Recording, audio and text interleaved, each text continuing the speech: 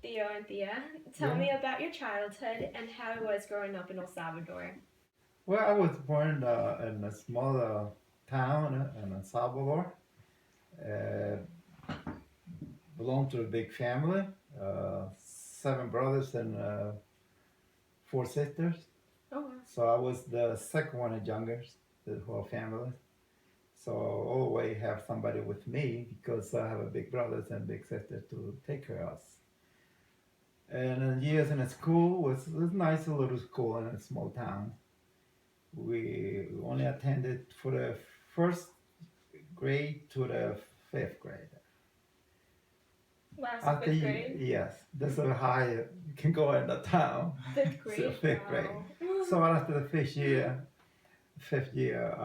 we had to travel a little more far to the big town there. So after the 12 years, most of the community, They just saw parent was happy to see your son finish 12 years.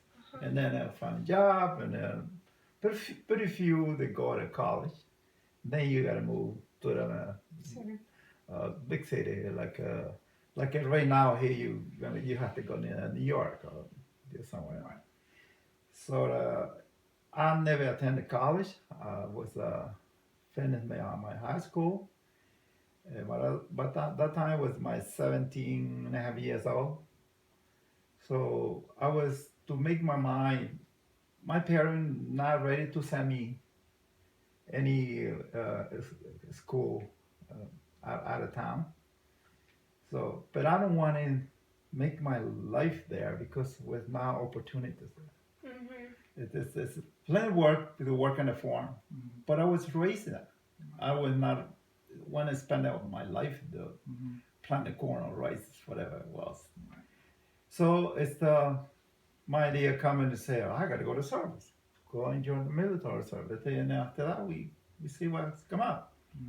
So I joined the service for 2 years, and it's something always happy to do. If you have to live again, I'll probably do it again because they take me out of there and put me in different position to find job. So that was I was in 1978, 79. I started thinking about it. What do you mean 79? You mean 69? I mean, sorry, yeah, you're right. 69. That's what I got you. That's what I got you. Yeah. So 1970, it was the idea to come in here and to San Francisco. Went to American Council, asked for visa, and at that time it was not complicated to come here. Yeah, to come here. All required, I have a job, I have a son saved for the trip, and then you entitled to have a big visa, tourism. I came in June 1st, and June 15th, we already married. How long did you guys date? 4 years. 4 years before that. Okay. 4 years and a half. That's what I say before 1967. Know her, 67, 68. Yeah, and we got married in 1971. And we've been married since. Yeah. Okay, so tell me how growing up in El Salvador has influenced who you guys are today. A lot. Because over there, when you're growing up, you have such an old-fashioned way to think. When I came over here, it was like something dropped from the front of my eyes, starting to see the life different. And this is a great country. This is, to me, I finished growing up over here. I was 19 years old when I arrived. Oh, wow, you were young. Very young. And life is better over here. And women are more free over here. Mentality and emotional, better than over there. Over there, they looking back and starting thinking the way I used to think, and I was like, Where it's You a know? it's a man's world in El Wake up! Salvador. I'm Yeah. like, yeah, more like a man's world. Now it's like they really open my eyes. Yeah. So I have a completely different mentality. And you guys came here in the 70s also, where like a lot of the women were becoming more rebellious against like for liberty. I'm one of them. Yeah. In 1970, even here was kind of different, But I believe in El Salvador right now, it's they're living better to compare what it we was used to live in the 50s or 60s. Over there, only rich people has a lot of things. Only rich people. Over here, anybody can have a car. Anybody can have a house. Over there, I don't care how hard you work. You have nothing. Yeah. Like, if you're in the farm, that's yes. There's no way of growing in society. Exactly. Socially. They very, very limit. Yeah. And the even way in schooling. In every way. See, in my case, it was different because I born and raised in the city. In the city. So they don't even have electricity when they was growing over there. Right. She cooked with wood, and she got such a hard life from my poor mother-in-law. And they used to make the laundry in the river and bring the water into the house because they don't even have a pipe to deliver water in the house. I mean, yeah, very hard though. When you got a child, you always want to be your child better than you. Always. Yeah. That's what you want for your child. Be better than you. Right now, we're not rich, but I have everything we need. At least we got a roof. We got a house. We got everything we need. It's so happy that I see my family around. And the late years when I came, everybody started jumping behind me. Even so, I used to tell her in the first year we get married, I don't know if it's the right thing to stay here or come back to El Salvador. Because it was so hard for us here. Even here, yeah. Even here. Working minimum wage jobs. I was working, she was working for 85 cents an hour. I working for $2.25 an hour. That was in the 1970s. Yeah, to make here $2,000, $200 a week, you gotta work overtime. 2 jobs Yeah, or 2 something. jobs. More. Yeah, because I used to bring home $70 or $80 a week. Yeah, but we have to realize the gallon of milk, and that time it was like 59 cents. Mm-hmm. A big, huge steak. I mean, we used to eat with one steak. We pay $1 or 89 cents. Mm-hmm. Then. Yeah, so it was a kind of. Yeah, we make a little money, but our food or the rent. Remember the rent? Yeah. We used to pay $75 a month for the apartment, one bedroom and everything. So we was making a little money, but the food then and the utilities, it wasn't that. It's not like now. You gotta make a lot of money to pay the bill. So in the end, you don't have much for you, but you got. Yeah. I'm proud of my kids. I'm proud of every single of them. And now with my grandkids, I can see it's going to be a lot of future in those kids. Oh yes. Yes, they're very smart though. And their parents are prepared, Definitely, yes. Yeah. Well, you prepare they have their own. And that was our mission, to push the kids to go to college. If you don't have your education, you're nobody. You have to go to college. You have to educate yourself. I learned that in the hard way because I never went to college, and I regret it until today. So now it's too late for me, and it's not too late for you guys. That's why when I met anybody young, I talk to them. I say, look, you're going to be a success in this country. Go to college. That's the key. That's all you gotta do. Go to college. It's not easy. Especially nowadays, I think it's just, if you don't have an education, just get it. Exactly. You have to have your education. Okay, so tell me the pros and cons about being retired. I have an understanding that you guys have been retired for about how long? I've been retired already for 2009, I think. So it's like 6 years. 6 years. I've been retired So, almost 2 years.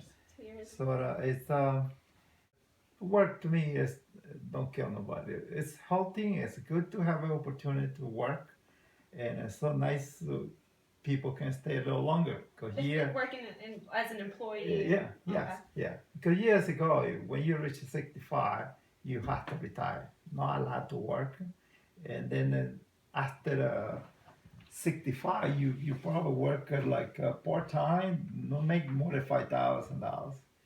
But now you can continue to work in a job and receive your benefits. So it's much different. But if I believe if you've been working more than 30 years, like myself, I worked 31 years. I think it's long enough to try to rest a little bit. But like she said before, we've been traveling. I've been doing some work in the house, little jobs. See, I keep myself busy, so that makes me It's feel weird. good. It's weird. I hear a lot of people say, "Oh my God, I get so bored.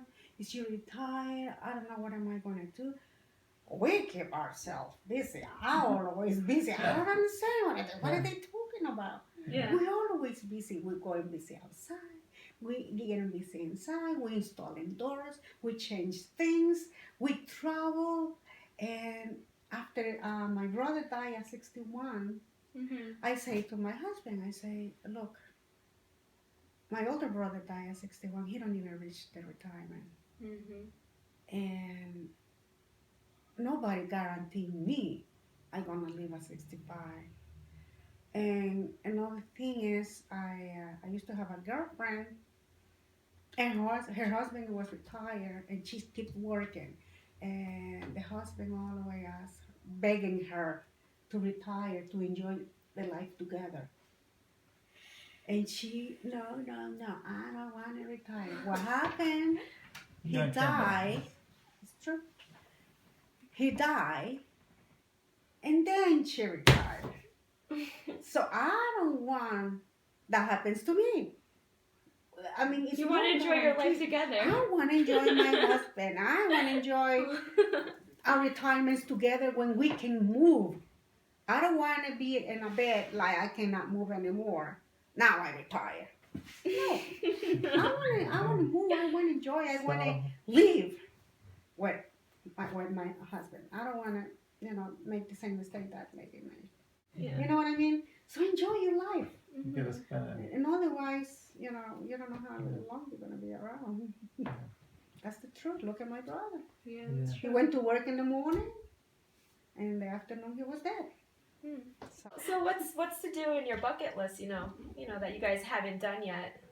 Now that you guys are retired, I'm sure you have more time to do things. I wish one of my wishes. I would love to take a cruise around Europe. Yeah, that sounds nice. I would love that's one of my. It's on the list. And enjoy my life longer, like with that. That's a big dream. Yeah, it's sometimes Oscar is sometimes like somebody said, you buy this, you buy that, you get this, you get that, but when you die, you don't take it with you. It stays. But if you enjoy your life, travel, and experiment things, nobody's gonna take that away from you. Sure. Nobody. So that's my that's the way I feel. Everybody can think and do whatever they want, but that's my feelings. That's the way I feel. When I buy a new dress, I put it almost right away just in case. Just in case I don't make it. Because hey, it's no guarantees. Yeah, sure. So I can dance a little bit. Why not? Maybe tomorrow I'm not going to be dancing anymore. It's so many crazy things happen. Yeah. Sure. Yeah.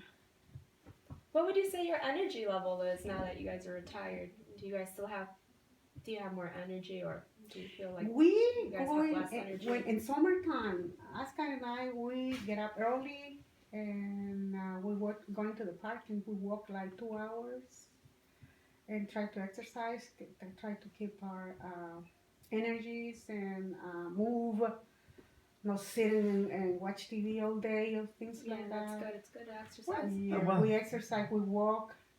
One of those things the doctor keep you tell you, do exercise, what do you do? It's not. It's Yeah, hard, so they, especially when you're not young anymore. yeah, so might as well do something. Yeah, but we try to Yeah. keep ourselves busy and move.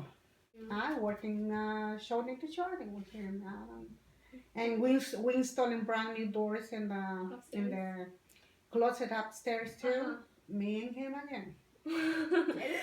we always busy. What are they talking about? They get bored. I don't understand. Find something to do. Always. Yeah.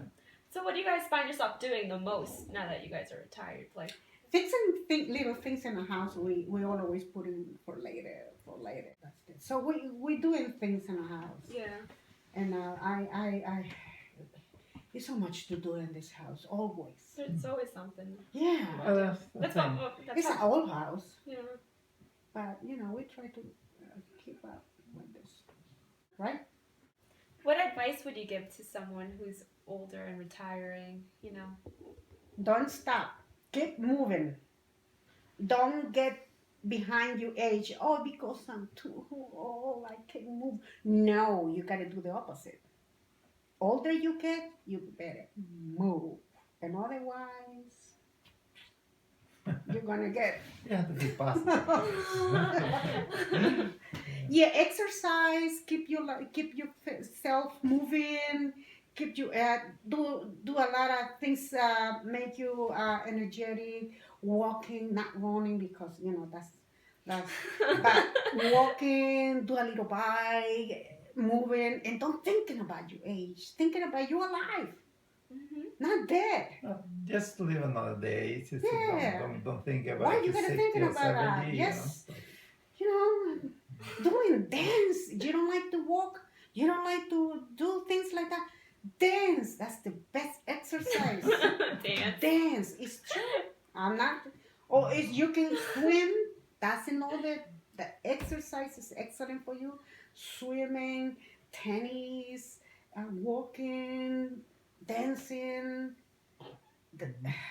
You got so many things to do. Do that. Which one you like? Take it. Dance is probably like. I love dancing. How were you dancing with your granddaughter? Show us again. I was this because she's trying to learn how to dance. I go, baby, move, do this. She was like, throwing her arms. No, I see the shoulders. How to dance? He I never like to go to places liked to dancing. dance. He never learned to dance. That was the only problem we have. But he would do it for you, I'm sure. You would make him dance, right, Theo? Yeah. Nope. I know. He used to love to sit and watch people dance. And I found it so boring.